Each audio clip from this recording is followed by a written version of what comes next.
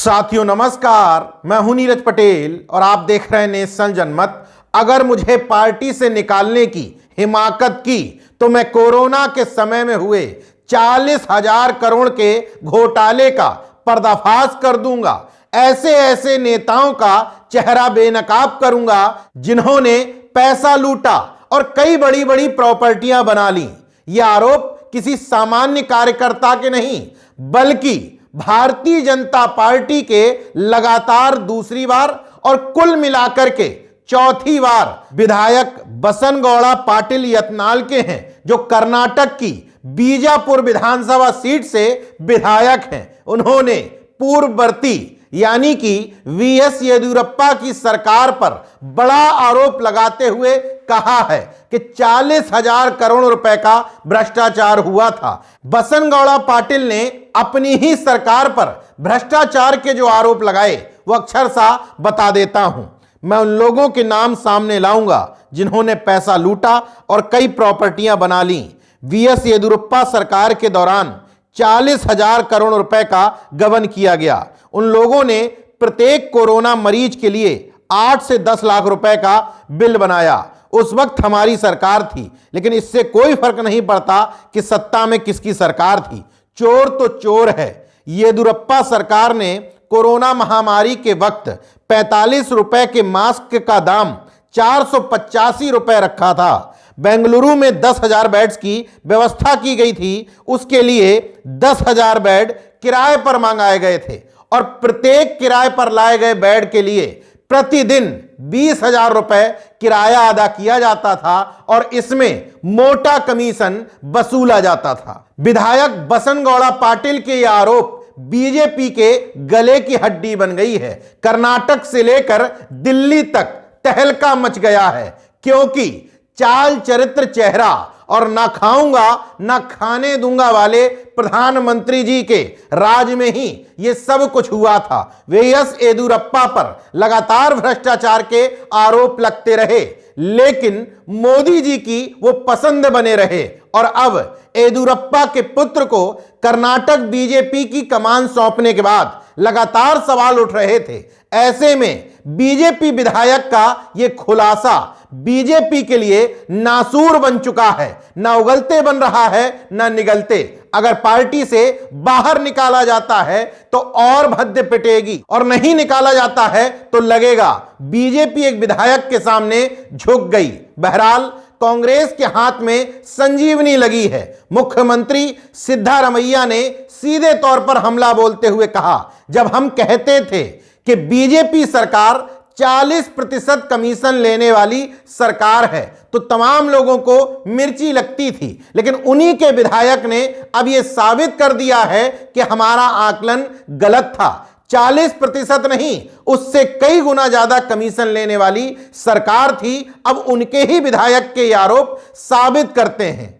हालांकि ये आरोप बीजेपी ही नहीं बल्कि कर्नाटक के हाईकोर्ट के लिए भी झटके की तरह है, क्योंकि सिद्धारमैया सरकार ने जब 40% कमीशन की जांच करने के लिए आयोग का गठन किया था तो कर्नाटक हाईकोर्ट ने उस पर यह कहते हुए रोक लगा दी थी कि इसका कोई आधार नहीं है। अब बीजेपी के विधायक खुद कह रहे हैं कि माय लॉर्ड, हमारी सरकार में हमारे मुख्यमंत्री ने 40,000 करोड़ से भी बड़ा घोटाला किया है, वो भी कोरोना के समय में। हालांकि प्रधानमंत्री खुद कहते थे कि आपदा में अवसर खोजो।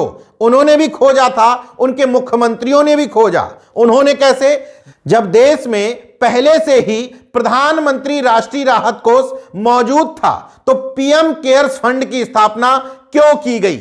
उसका जवाब बाद में सामने आया। अरबों खरबों रुपए पीएम केयर्स फंड के नाम पर, कोरोना रिलीफ के नाम पर इकट्ठे किए गए। बाद में आरटीआई से जब उसका हिसाब मांगा गया तो स्पष्ट तौर पर कह दिया गया कि प्रधानमंत्री नरेंद्र मोदी का निजी फंड है, इसके बारे में जानकारी आरटीआई के तहत नहीं दी जा सकती। जरा सोचिए कि आजादी के बाद इससे बड़ा आंखों देखा भ्रष्टाचार हुआ होगा जब देश के प्रधानमंत्री ने खुद अपील की कि हमें पैसा दीजिए, कोरोना से लड़ने के लिए पैसा नहीं है। देश के लोगों ने सहानुभूति में कुछ ने अपनी मर्जी से और कुछ से जबरदस्ती सरकारी कर्मचारियों से पैसे वसूल लिए गए, लेकिन बाद में जब हिसाब किताब मांगा गया तो दिल्ली हाई कोर्ट में हलफनामा दायर करके कह दिया, जाओ, हम हिसाब किताब नहीं देंगे, क्योंकि ये जनता का फंड नहीं बल्कि प्रधानमंत्री का निजी फंड है। वैसे भी देखा जाए तो इसकी ट्रस्ट डीड कहती है कि इसमें प्रधानमंत्री यानी कि नरेंद्र मोदी सर्वे सर्वा हैं, उसके 3 ट्रस्टी बनाए हैं, रक्षा मंत्री राजनाथ सिंह, गृह मंत्री अमित शाह, वित्त मंत्री निर्मला सीतारमण, और एक और क्लॉज जोड़ा है, प्रधानमंत्री जब चाहें तब तीनों ट्रस्टी में से किसी को भी या तीनों को बदल सकते हैं। मतलब पूरा ट्रस्ट नरेंद्र मोदी जी के इर्द गिर्द घूम रहा है। ट्रस्ट की जो डीड वेबसाइट पर पड़ी हुई है उसमें सिर्फ और सिर्फ नरेंद्र मोदी जी के हस्ताक्षर हैं। मतलब पूरे देश का पैसा एक व्यक्ति के पास जाकर के केंद्रित कर दिया गया।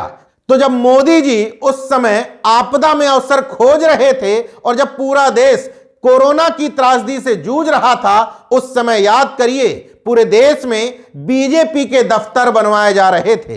दिल्ली में भी बड़ा दफ्तर बन रहा था, पूरे देश के हर जिलों में बीजेपी के कार्यालय बन रहे थे।